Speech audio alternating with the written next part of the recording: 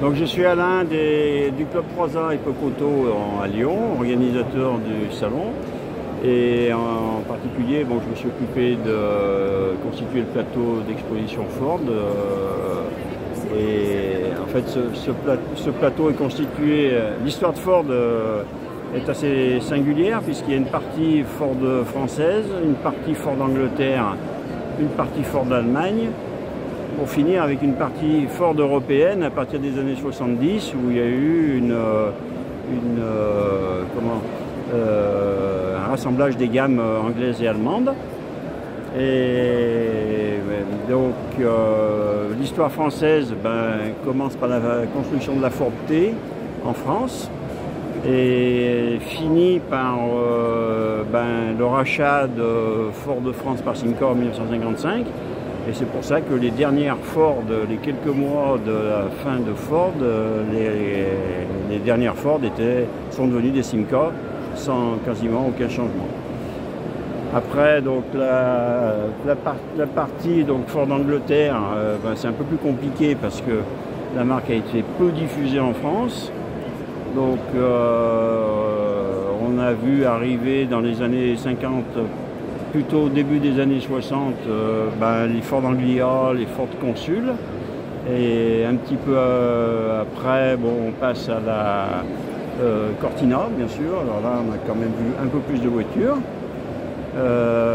Et pour finir avec des voitures un peu haut de gamme, des Zodiac. Après, donc, on passe à Ford Allemagne. Alors, Ford Allemagne, a commencé à vendre en France tout de suite après la guerre un modèle qui s'appelait déjà la Tonus, qui avait un surnom allemand de Buckel parce que en allemand ça signifie les rondeurs, ça représente les rondeurs de la voiture, donc c'est une voiture très ronde. Et après donc on arrive à la 12e qui était assez diffusée quand même, qui était passée à la traction avant et qui a évolué également en 12e et 15e avec des finitions différentes. Et après, au-dessus, on passe au 17e et 20e, des voitures qui étaient plus haut de gamme. Et donc, après ça, donc, on passe à la partie européenne, où Ford, à un moment, a dit il faut arrêter de fabriquer des voitures anglaises et des voitures allemandes, donc on fabrique des Ford européennes. Donc, on homogénise les gammes et on fabrique à peu près les mêmes voitures en Angleterre et en Allemagne. Donc, on trouve ce qu'on appelle la gamme des Cortina. Alors on a gardé le nom de Cortina pour des raisons commerciales en Angleterre, mais par contre on a gardé le nom de Tonus également en Allemagne, et qui sont devenus des Tonus et des Cortina TC. TC pour le T pour Tonus et le C pour Cortina. Et donc voilà, après donc on est passé à une gamme un peu haut de gamme aussi, pour arriver à la Granada. Et après, disons, l'histoire de l'exposition Ford des Pocoto s'arrête là parce qu'on aurait pu continuer, mais on n'avait plus de place. Bonjour, je suis donc Didier, je me suis occupé de ce plateau Ford de performance, parce qu'on a aussi un plateau Ford de série. Et alors attention, c'est pas Ford Monde, mais c'est Ford Europe. On a visé uniquement les voitures européennes. Alors il y a une grosse histoire Ford en compétition. Alors allons-y, vous voulez bien nous la raconter? qui se décline dans beaucoup de facettes. Il y a une partie véhicule rallye ou piste, mais véhicule de série, avec des caisses Ford fermées. Et puis bien entendu la partie monoplace, Formule 1 et Formule Ford.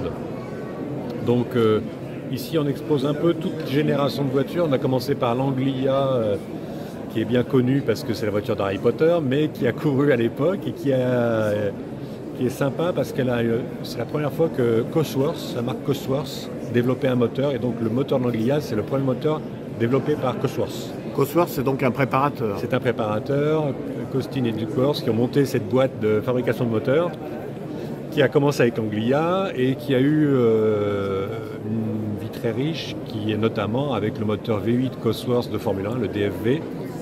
On en a un qui est exposé à l'entrée de la galerie, avec une McLaren F1 qui est une voiture rarissime puisque c'est la seule restante de ces McLaren avec moteur Cosworth de première série, 68, et qui a gagné 3 Grands Prix et qui, en plus, a été la première victoire d'une McLaren en Formule 1. Donc c'est une voiture triplement historique en quelque sorte. Sacré palmarès. Ouais. On a mis à côté une Formule Ford bien entendu, parce que c'est une formule de promotion créée par Ford qui a duré pendant pas mal d'années et qui a permis à des pilotes devenus de renom de débuter, notamment Ayrton Senna, David Coulthard, des gens comme ça. Donc une Formule Ford, il fallait en mettre une. Et puis on a mis un clin d'œil à la France, 2 Lotus 7 à moteur Ford, qui ont été des voitures de l'opération Ford Jeunesse créée en France, pour aussi promouvoir les jeunes pilotes. Et il y a plusieurs pilotes français connus qui sont sortis de là, notamment Henri Pescarolo. Donc là, les 2 voitures qu'on a exposées sont dans leur jus d'origine des 2 régions de France qui couraient à l'époque. Bon, ensuite, on a des Ford, bien entendu, des escortes de rallye, groupe 1, groupe 2, en Mexico, en 1600 RS et en RS 2000. Bon, c'est un peu une icône du rallye chez Ford. On les voit encore. Et enfin, on a une petite digression par rapport à notre projet qui était de faire que des voitures européennes, c'est qu'on a 2 voitures américaines, une Ford GT40 et une Ford Mustang. Alors en fait, elles sont là parce que elles représentent que l'écurie Ford de France. À ces époques-là, Ford France avait une grosse écurie de course et faisait tourner des GT40, des Mustangs et d'autres types de voitures, d'Anglia, et avec beaucoup de succès. Donc on a voulu un peu témoigner de cette époque. Donc la GT40 est aux couleurs de Ford de France.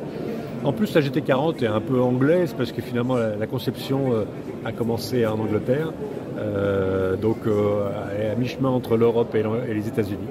Bon, la Mustang, elle est 100% américaine. Mais elle témoigne de l'écurie Ford de France, et celle-là en particulier, puisque c'est celle qui apparaît dans le film Un homme, une femme de Claude Lelouch. Alors la voiture d'origine n'existe plus, c'est une voiture qui a été reconstruite, mais qui apparaît dans le remake du film. Donc elle a une certaine valeur patrimoniale.